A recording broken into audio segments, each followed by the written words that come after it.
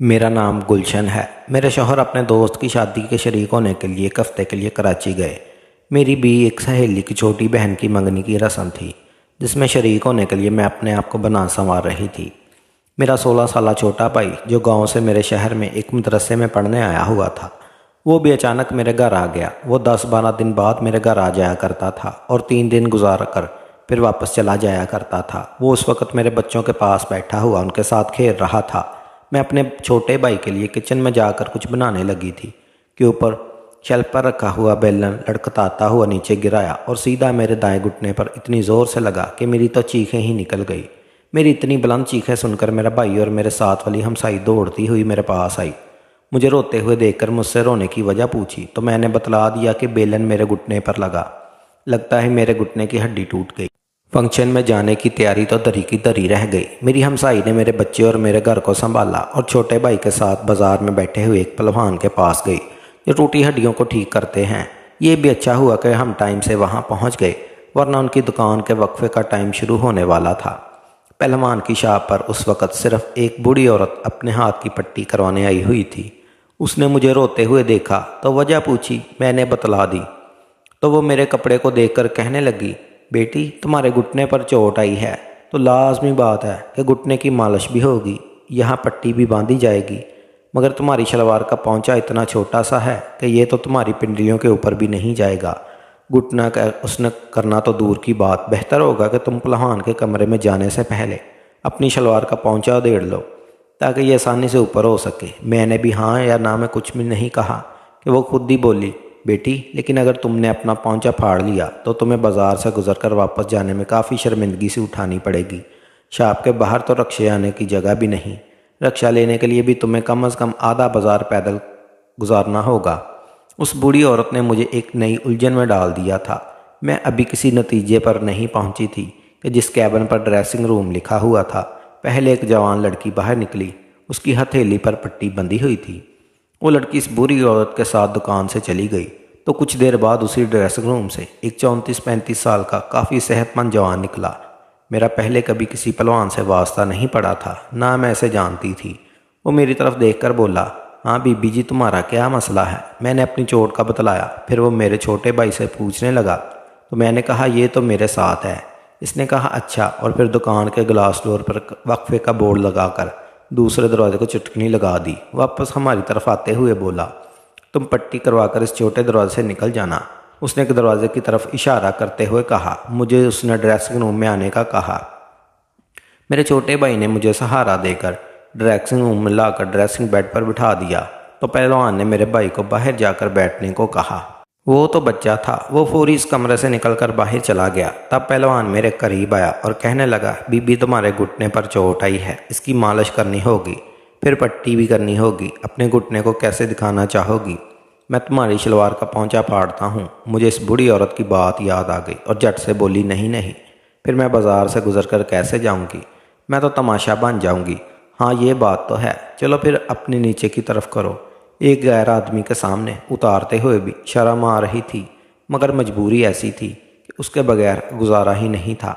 मैंने इलास्टिक नीचे की तरफ कर दिया। तब पहलवान ने पकड़कर मेरे घुटने से भी काफ़ी नीचे कर दिया और हल्का हल्का हाथ फेरते हुए मेरे घुटने की हड्डी को चेक करने लगा। कुछ देर बाद बोला, बीबी जी शुक्र करो कि तुम्हारे घुटने की हड्डी तो महफूज है, मगर इस पर दबाव काफ़ी पड़ा था, इसलिए मालिश करते हुए तुम्हें दर्द तो काफ़ी होगा, मगर ये सिर्फ 2 मिनट के लिए होगा। अगर मैंने हड्डी को इसकी सही जगह पर एडजस्ट ना किया तो वैसे ही पट्टी बांध दी तो दर्द तो तुम्हारा 20 दिन बाद ख़त्म हो जाएगा, मगर तुम सारी ज़िंदगी लंगड़ा कर ही चला करोगी। इसलिए तुम्हें पहले से कह रहा हूँ कि दर्द को बर्दाश्त कर लेना, ज़्यादा चीखने की ज़रूरत नहीं। इसकी बातें सुनकर तो मेरी और भी जान निकल गई।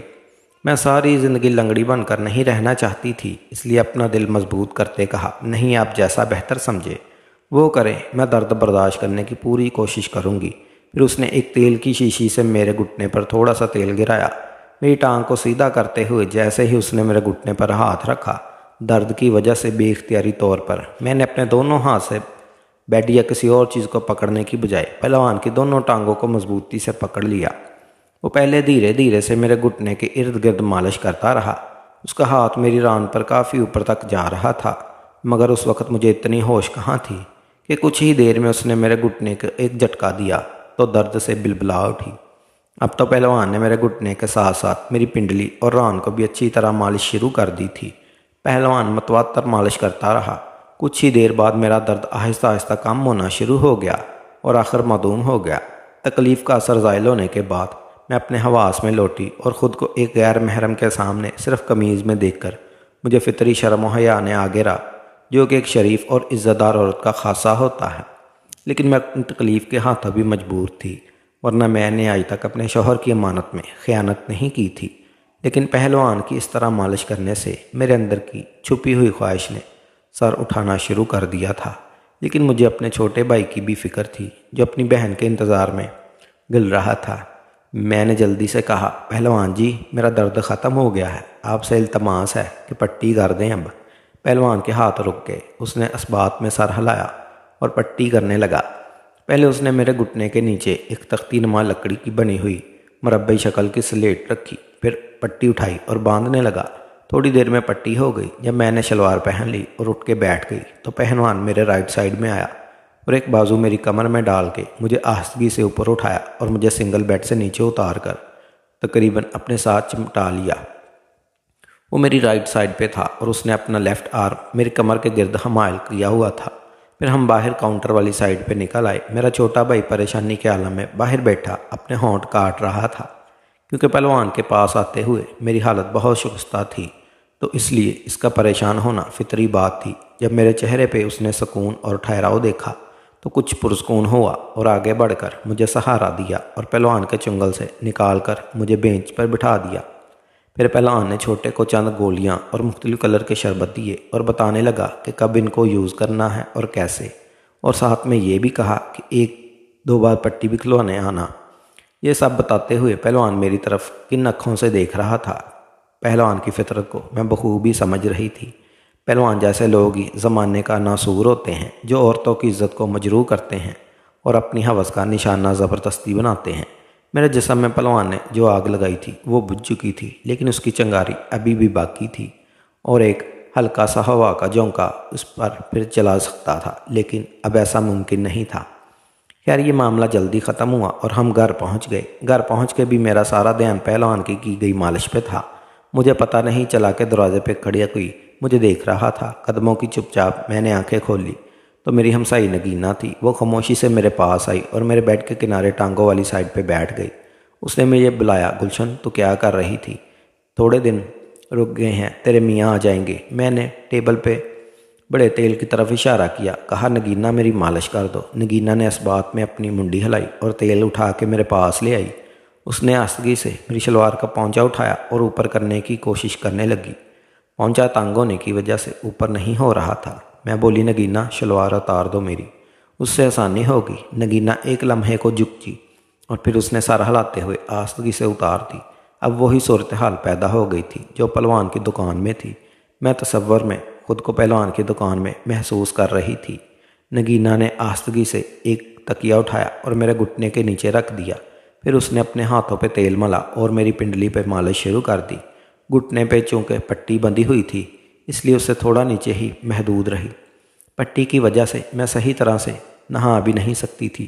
پھر نگینہ نے مجھے نہلایا۔ گھٹنے پہ چوٹ کی وجہ سے وقت بہت نہانے میں آئی، لیکن اس نے اس کو بچا کے نہلایا، کپڑے پہنائے اور بیڈ پہ لٹا کے کھانا بنانے چلی گئی۔ پھر ایک ہفتہ گزر گیا۔ اس ایک ہفتے کے دوران نگینہ آتی رہی اور میری خدمت برابر کرتی رہی اور گھر کے دوسرے کام کاج بھی میرا چھوٹا بھائی کرتا۔ اس دوران میں نے اپنی ٹانگ پہ وزن ڈالنا شروع کیا اور آہستہ آہستہ چل کے چھوٹے موٹے کام بھی شروع کر دیے، لیکن میں کوئی رسک بھی نہیں لینا چاہتی تھی۔ پہلوان نے مجھے ڈرا ہی اتنا دیا تھا اور ساری عمر کا لنگڑاہٹ کا سوچ کر میری جان نکل جاتی تھی۔